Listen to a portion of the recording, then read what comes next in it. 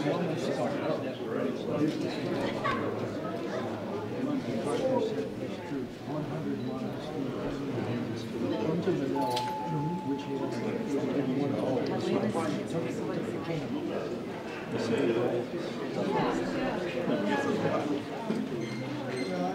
read about it. Okay, nice to meet you. We spoke before. Hey Jeff, no, nice to meet you.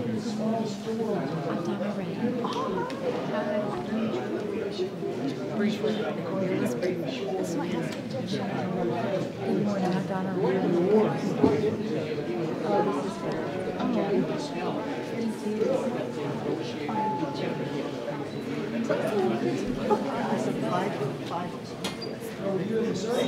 Apple people. I was having a heart attack. So I thought we guys switch phones.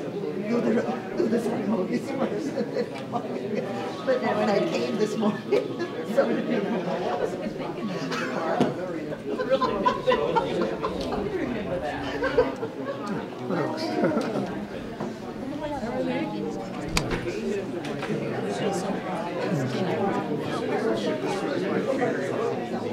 Naalala niyo po sa consulate?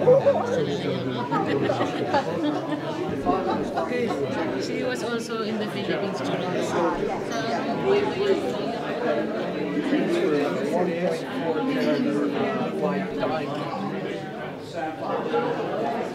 That ball. My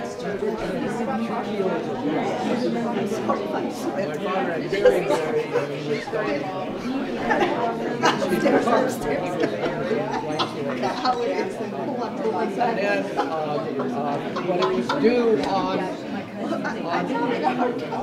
the day after, I was going to wear a flat. we were rescued in between. So we still have it. Then my middle son went through it and got married, and she picked that ring as her engagement. And it's on her. And she's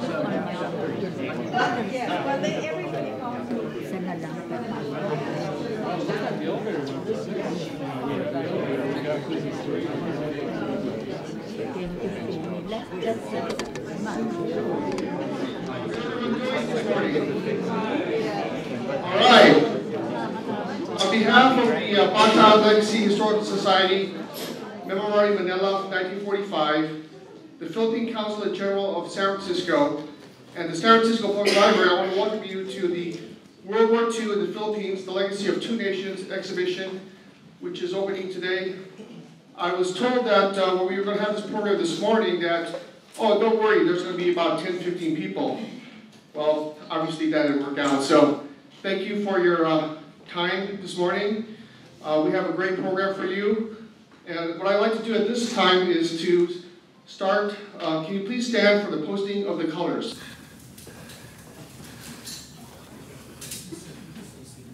Goes on. Post colors.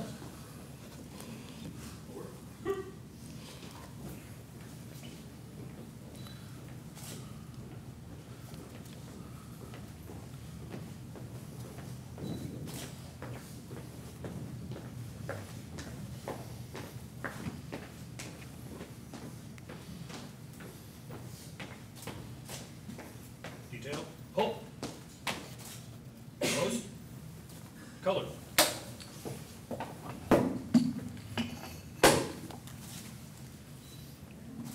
Reset. Hold up. About.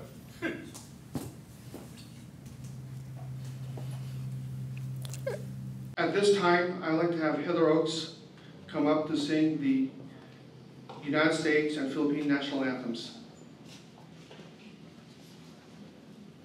Bayang magiliw, perlas ng silanganan, alam ng puso, sa dibdib mo'y buhay, lupang hinirang, tuyong ka ng magiting, sa manlulupig, di ka pasisiil, sa dagat at bundok, sa simoy at sa langit mong pugaw, may dilag ang tula at awit sa paglayang minamahal, ang kislap ng watawat mo'y tagumpay na naniningning ang bituin at araw niya ka na pamay di magdidilim lupa ng araw ng walhati pagsinta buhay langit sa piling mo aming ligaya na pag may mga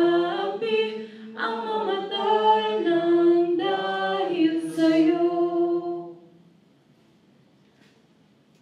Oh, say, can you see by the dawn's early light what so proudly we hailed at the twilight's last gleaming, whose broad stripes and bright stars through the perilous fight o'er the ramparts we watched were so gallantly streaming, and the rocket's red glare, the bombs bursting in air, gave proof through the night that our flag was still there. Oh, say does that star-spangled banner yet wave o'er the land of the free and the home of the brave?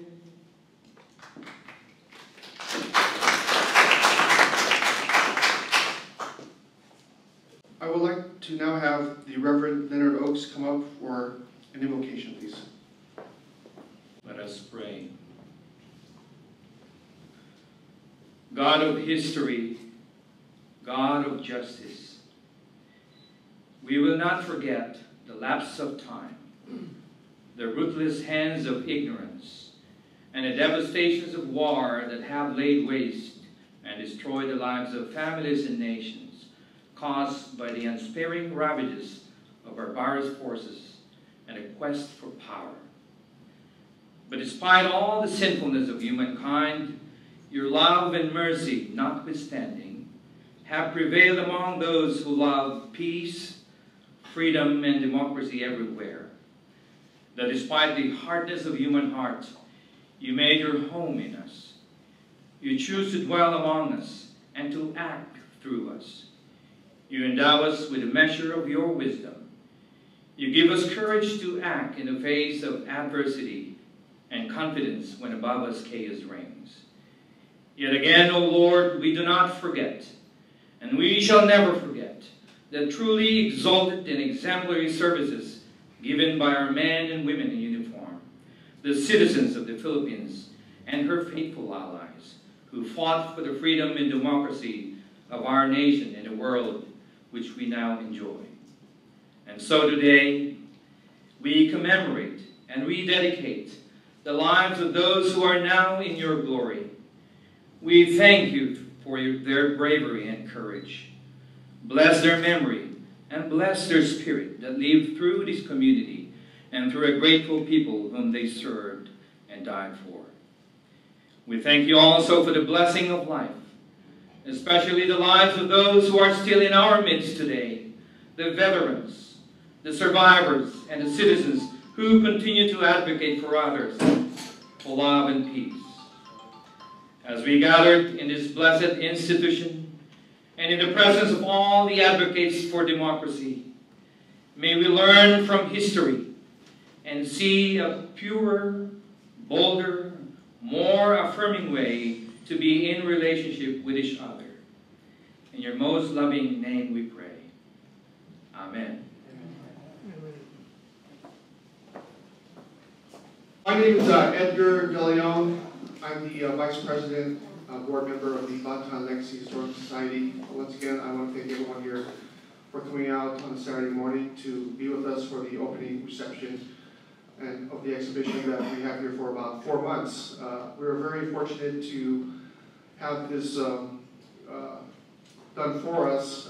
It took about a year in the making, and finally it's happening, and it's just really great that we can talk about the Philippines during a time of, that was very significant, but it's not really being taught, and that's one of the reasons why we're doing this, is to educate the masses, the public at large, regarding what happened in the Philippines. So with that said, we have a few guest speakers. First speaker is Henry Ben-Serto Jr. I'd like to read a few sentences about his background, and he gave me a very extensive biography, so I'm not going to read the whole thing, otherwise we'll be here till about 2 o'clock. But anyway, Mr. Henry S. Ben-Serto Jr. assumed his post as the Philippine Consulate General to San Francisco in June 2014. Consul General Ben-Serto is a career diplomat and a respected member of the Integrated Bar of the Philippines, and is currently one of the Philippines' leading experts on maritime security and the West Philippine Sea issue. It's a very big issue these days, especially with what's going on in that part of the world. Being part of the Philippine team that filed the arbitration case against China on the West Philippine Sea, which is now pending before an arbitral tribunal in The Hague, Netherlands.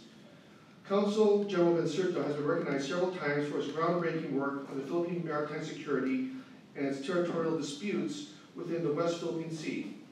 He received the Presidential Order of La Condula, which is rank of Grand Officer, one of the highest honors given by the Philippine government for his foreign policy contributions towards the Philippines' approach to the West Philippine Sea disputes. Likewise, he received the Presidential Award of Gawad Mabini, which is rank of Commander, for his leadership and contributions to the passage of the Philippine Archipelago Baselines Law in 2009. It is an honor and privilege that we have General Consul Ben-Serto here this morning. Please help me welcome Consul General Ben-Serto Jr.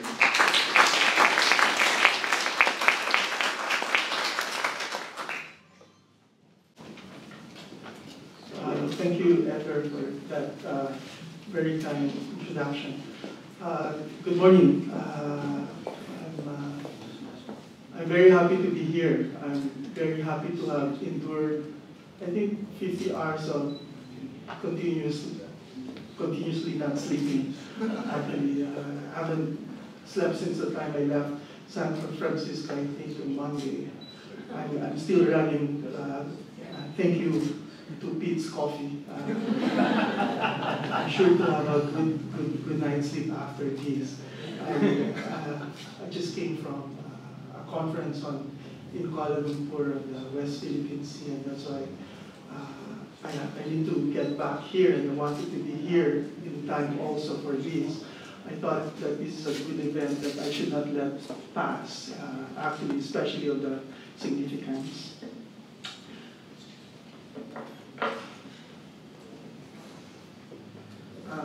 Vice Admiral Charles Ray, Commander of the U.S. Coast Guard Pacific Area and Defense Forces West, our war veterans who are here. Sir, Ms. Cecilia Verlan, Mr. Edgar De Leon, Mr. Bob Hansen, the board members of Bataan Legacy Historical Society, supervisors and staff of the San Francisco Public Library, colleagues, friends, and guests. I said I was very honored to be here. Back in the days in Washington, D.C., when I was a junior officer, we would always emphasize to our colleagues from Capitol Hills that there are only 2 countries where the United States has special relations. One is the United Kingdom, and the other is the Philippines. That special relations actually is something that is fast fading. Why? Because the generation that forged that special relations is actually a fading generation, and that's why we have to do a lot to keep the memories alive. That special relations actually that the United States and the Philippines share is very much anchored on what we both experienced during World War II.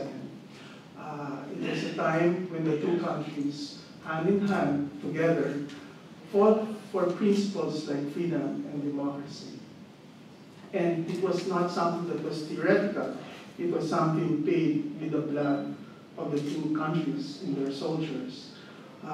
And I wish to quote, for example, what Carlos P. Romulo, who by now you know is a very prominent person during the days and continued until the end of his life. And I'd like to give a quotation on what he said. And this is how he pictured that experience we have together. And I quote, "A captive nation had united under bondage to fight in support of the Americans, who had once been their conquerors, white and brown brothers who went cold and wet and hungry in tropic mud, who might have given up but did not, who joined forces and grew and survived against incredible opposition, thinking the same thoughts, sharing the same dreams, fighting for the same ideals: equality, fraternity, and liberty." End quote. I think this is a very good way of summing up how the two countries, how the two peoples kind of forged that. And I think it is very good that we have platforms like this. And that's why we are very grateful to Bataan Legacy. We're also very grateful to the San Francisco Public Library, specifically for having platforms like this. I did mention at the beginning that concept of special relations. And I think for those people who lived through those days know exactly what those words meant. This may not be so true nowadays, especially in the context of the internet world that we live in, where everything is so quick, fast, everything lacks the face, well, perhaps not everything, but in many ways lack the humanity, lack the sentiments. And it is good that we are able to bring back now people as to what exactly friendship is all about.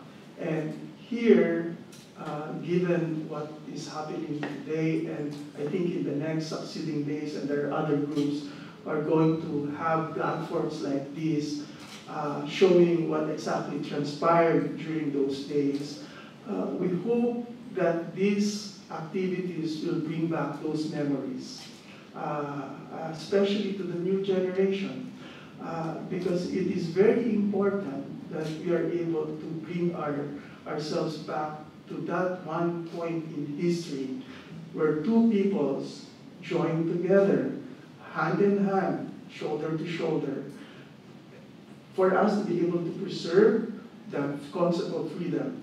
And this is exactly, I was very touched because there's a lot of parallelism in what I do now and what that generation did in the past also.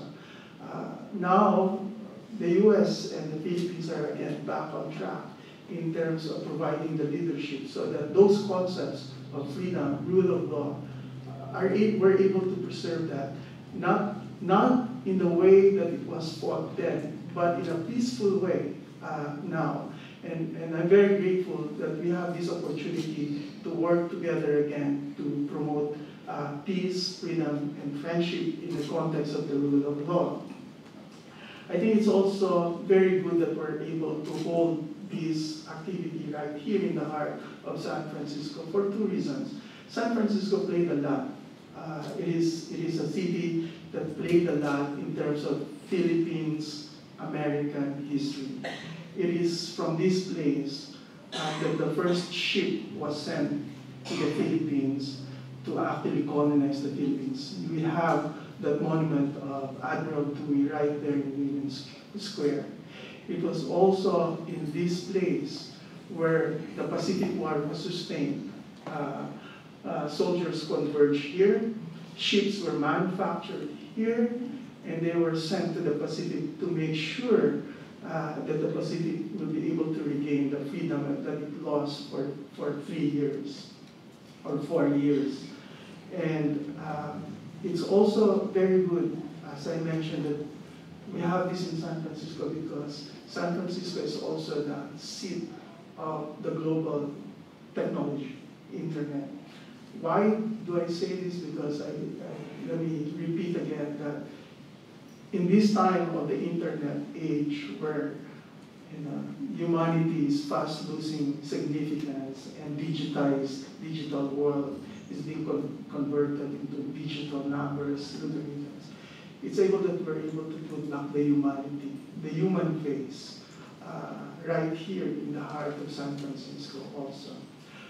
And so I think I'm very grateful that we have this. It is very much part of the task, the thrust that the embassy, that the consulate here has in terms of bridging, in terms of connecting ourselves with each other, connecting ourselves to history, not to be prisoners of history, but something that could help us move. It is very much a thrust of the consulate to connect ourselves to the Philippines. And here in San Francisco, where we have about 500 Filipinos in the Bay Area, it is a very good thing that we have this information now available in the library. And so, on behalf of the Philippine Consulate General here in San Francisco, on behalf of the Secretary of Foreign Affairs, and also of my family, who I'm trying to also make sure that my son especially, that he doesn't forget what our old generation paid. They paid their dues to make sure that his generation, our generation, will continue to live in the society that we are now living. And so, thank you very much to Bataan Legacy for your help. Let me plug one point here also. I think Cecilia has been very active in this regard. I think we should find a way how to help her to make sure. I think there's an effort now in the Assembly of California to have in their social science curriculum the teaching of this specific aspect of Philippine American history. And I think it is a good endeavor. It is something that we have to support. It is very much part of the history of this country. It is very much part of the history of this particular city. And so we should take that as an advocacy to make sure that that part of our history is not lost. And it is our duty now to make sure and to bridge the gap and to make sure that this will continue also in the future. So with that, I wish to congratulate Bataan Legacy. I hope you the best, and please don't waver. We need you, and if there's anything by which the consulate would be helpful, we will do so. I think there's also another group, Bill, that is going to do very much to complement what this is. Next month, we will be celebrating Filipino heritage, and it's good that this exhibition will continue up to October 25. So let's find time how to encourage especially the young generation, our kids, to be interested with this specific part of our history. Again, thank you very much, and good morning to everybody.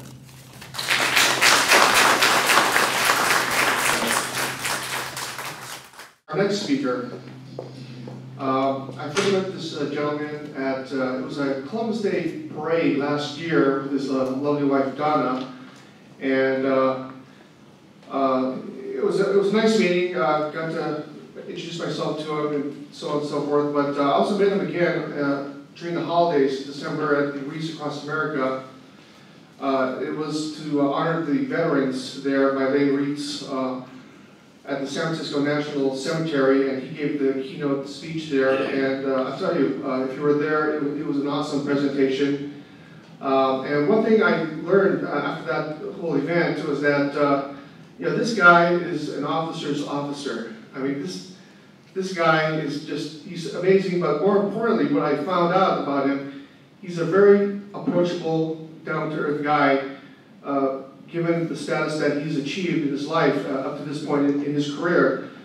So what I'd like to do right now is introduce Vice Admiral Charles Ray, Vice Admiral Ray assumed the duties of Commander, Coast Guard, Pacific Area in April 2014, where he serves as the operational commander for all U.S. Coast Guard missions within half of the world that ranges from the Rocky Mountains to the waters of the east coast of Africa. That's a lot of water, I'll tell you what. That's a lot of water. He concurrently serves as Commander, Defense Force West, and provides Coast Guard mission support to the Department of Defense and combatant commanders. Vice Admiral Ray's personal awards include 5 Legion of Merit awards, or medals rather, 1 Bronze Star Medal, 2 Meritorious Service Medals, 1 Coast Guard Air Medal, 3 Coast Guard Commendation Medals, and the Coast Guard Achievement Medal. Again, it's a great honor and privilege to welcome Vice Admiral Charles Ray. Good morning, everyone. How are you? Good to see you, and it's really good to be here, Mr. Consul General. Thank you for your example you set. He was literally on an airplane all night. Arrived here late last night, has not slept. He wasn't exaggerating. And he came here because he knows how important these events are. So thank you for setting the example, Mr. Consul General. Cecilia, thank you for being the leader of this effort. And your efforts up on the 3rd floor are evident of your passion for remembering our history. And I know you've had some help from Connie, and it's certainly, your work is amazing. And it will sit here, and who knows who will learn from this in the next few months, and how they will be affected, and how they'll understand, a great understanding of it.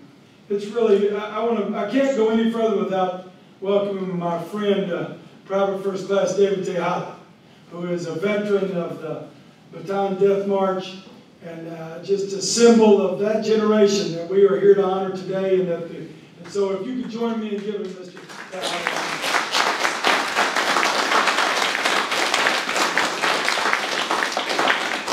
We are blessed by his presence and by the other veterans in the room, so thank you for being here. My mother was a high school history teacher, and so from a young age, the value of history has been kind of indoctrinated into me. Well, it just kind of slowly but surely, and I think as I look, we've talked about it many times, Mother and I have, about the value of history. I think it's, especially in this context, and what we're doing here today is we're starting this commemoration event. A couple of things. One is it prevents us from forgetting the sacrifices of those that went before us, especially in events like the occupation of the Philippines, and sacrifices by those that lived through this. We've got Mr. Doolin here, who as a young child lived through that, and others. Things that we take for granted that seem hard today are really nothing in comparison to what our predecessors went through. And so that sacrifice is important, not because we want to dwell on it, but just because we want to be appreciative. And we want to understand that we are where we are today, and we understand and we enjoy the privileges and the liberties we have today in the Philippines and in America because of the sacrifices of those that have gone before us. And the second reason I believe that history is a great teacher for this particular occasion and why these commemoration events are important is because it teaches us the value of eternal vigilance. Because history repeats itself. We've seen this. You can go back to the biblical days and go all the way forward. And there's always the opportunity for those who would do others harm to be thwarted by those who are vigilant, or to be successful by those against those who are not vigilant. And so just as we celebrated, or not celebrated, we commemorated yesterday the 14th anniversary of the attacks on our nation of 2001, we should use this opportunity to think of the price of vigilance and the importance of being vigilant by those who would do harm to peace-loving people and to freedom-loving people. The U.S. Coast Guard, on behalf, and literally I'm speaking on behalf of 13,000 Coast Guard women and men who are from Alaska to Guam and beyond across the Pacific, we have a long-standing relationship with the people of the Republic of the Philippines. We have had, as for instance, over the last 20 years, we've had 23 graduates of the Coast Guard Academy, our Coast Guard Academy, who are from the Republic of the Philippines. And we have served alongside them in many ways and in many places. I think if I was going to sum up there was a special relationship between the Coast Guard and certainly probably the Armed Forces of the United States in general, and the Republic of the Philippines and those that serve their citizens. It's three things. And one is we have shared values. And the Consul General talked about that to a great degree. We have shared values. We believe in freedom. We believe in people defining what they will do and how they will be successful. And elected officials and that serve at the pleasure of the people and not vice versa. And so these shared cultural values that go back over 100 years. And we all know how our relationship started, but what's more important is how it is right now. And the relationship that we have with the people of the Philippines and have had in times of peace and in times of war. The common thread is our shared values. And then secondly, I think we have a proud past. And no more so than during the period of time that was the Great War. Coast Guard men and women served in and around the Philippines from before the beginning of the war through the occupation and in the liberation of the war. One of our heroes of our service, Lieutenant Thomas Crotty, was taken prisoner. Corregidor, one of the last U.S. servicemen, and he died in a prisoner of war camp in the Philippines. We had 35 Coast Guard ships in the liberation force and multiple Coast Guard men lost their lives in liberating the Philippines. So we have a shared history that goes for many years. And then probably most importantly, of the three things that make this relationship is that we have a bright future together. We are connected with the people of the Philippines in many ways. As I've said, in the period during the war and then after the war, we served with people of the Philippines. And just recently, 2 former Coast Guard cutters were transitioned to the Philippine Armed Forces, and they now serve the Republic of the Philippines. We are actively engaged in establishing a Coast Watch system in the Philippines, assisting our brothers and sisters in the Republic of the Philippines. And we will be transitioning and establishing a new officer billet in the embassy next year in the Philippines to serve. So our future together is based on our shared values and based on our history that we've shared together provides for certain that this connection and this relationship will continue. And so on behalf of the women and men of the United States Coast Guard in the Pacific and beyond, I am thankful to be here to get invited today and to get to read and talk to the veterans and get that firsthand account that just reinforces why we have such a special relationship. And I look forward to continuing to share with you in the days and months ahead as we talk about this and we discuss with the Consul General. So thank you to the Society, Cecilia, for making this occasion happen. Thank you, Edgar, for inviting me and Mr. Consul General, all that you do. God bless you all, and salamat.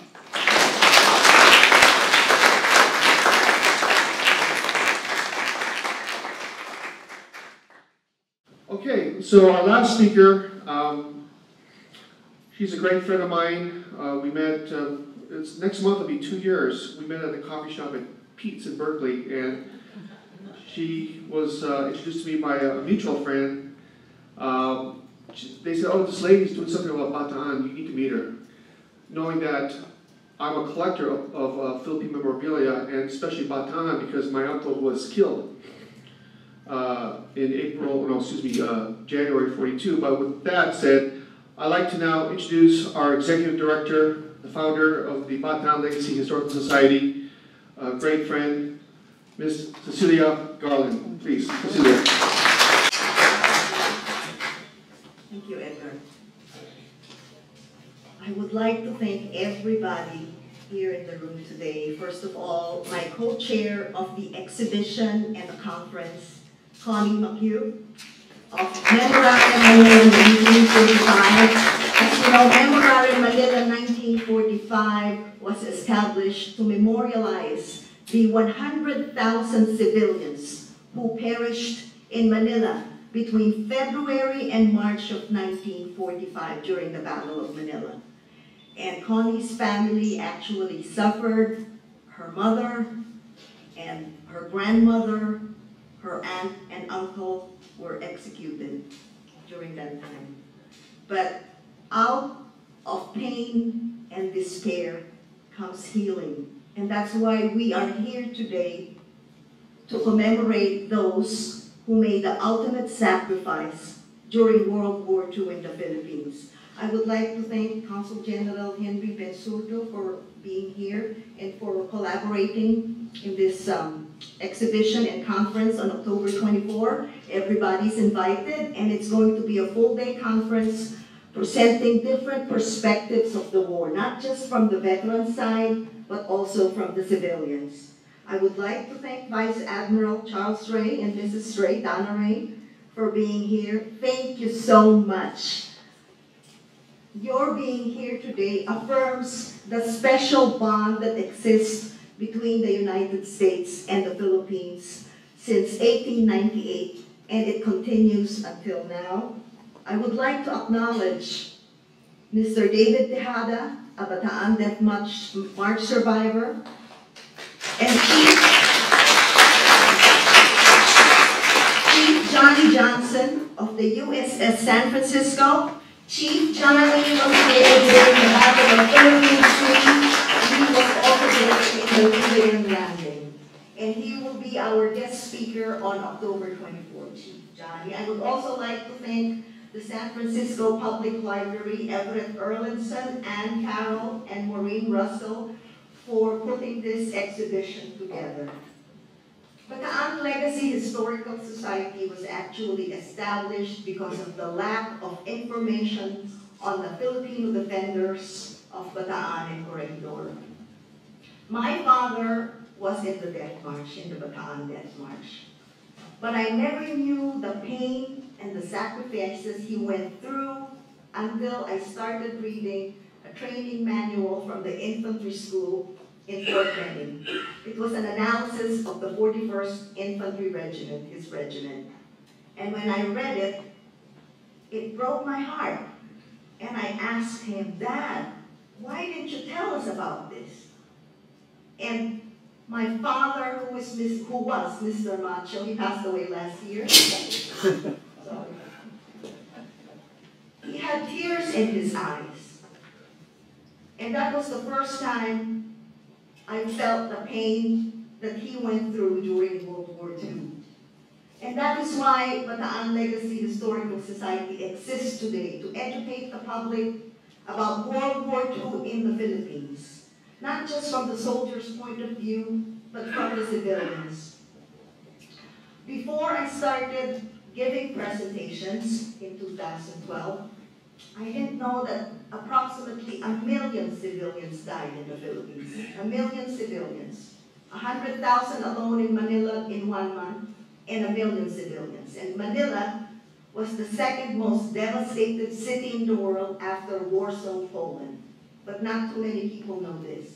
In history books here in the United States, there is hardly any mention of the Filipino soldiers, even though 7/8 of the main line of resistance were manned by the Filipinos. At Camp Oak, during the Bataan Death March, approximately 10,000 Filipinos and 750 Americans died when they were forced to march some 60 miles away in grueling heat without any provisions for food, water, shelter, or medicine. Those who could no longer go on were either beaten, bayoneted, shot, some were even beheaded. Now, why are we doing this, considering this happened some 73 years ago?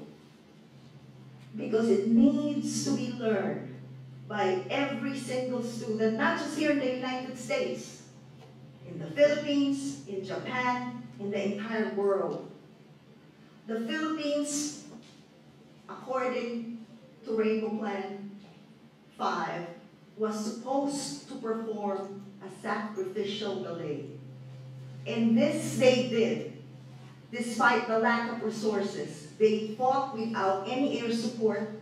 Air support stopped actually on December 13, 1941.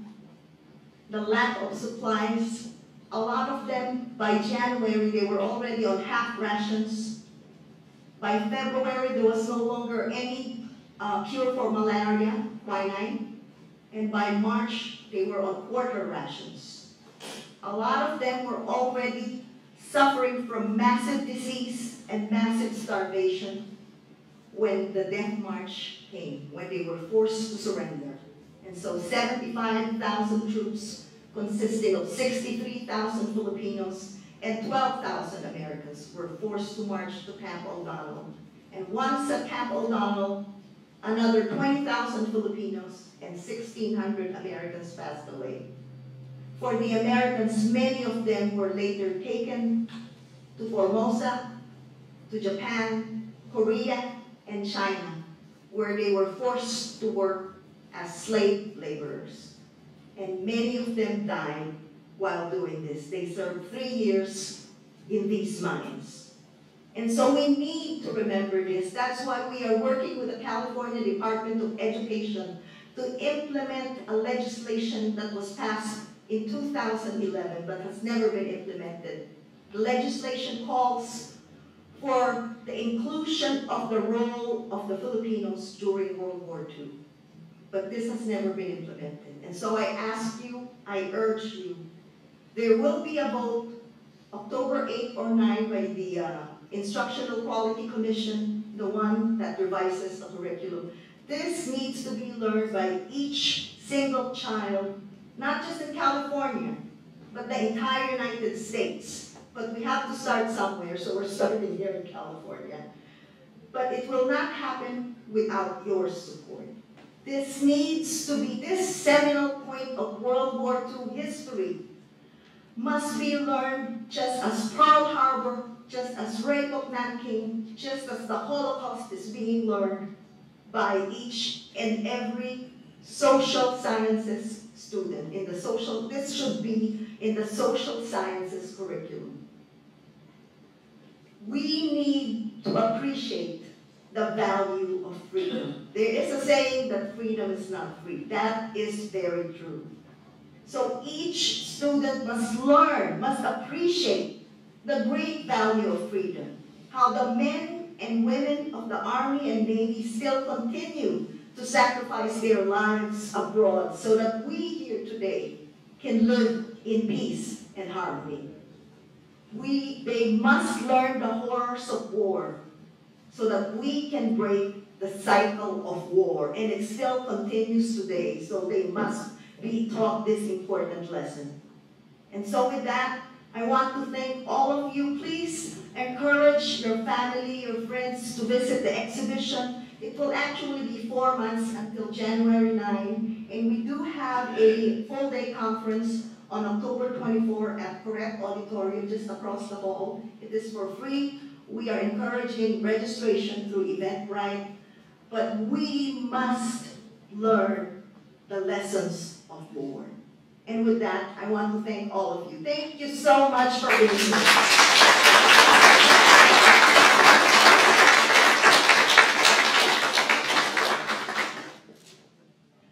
Okay, ladies and gentlemen, this concludes our presentation for this morning. We have a few beverages and some pastries there, so please partake, and we'll see you on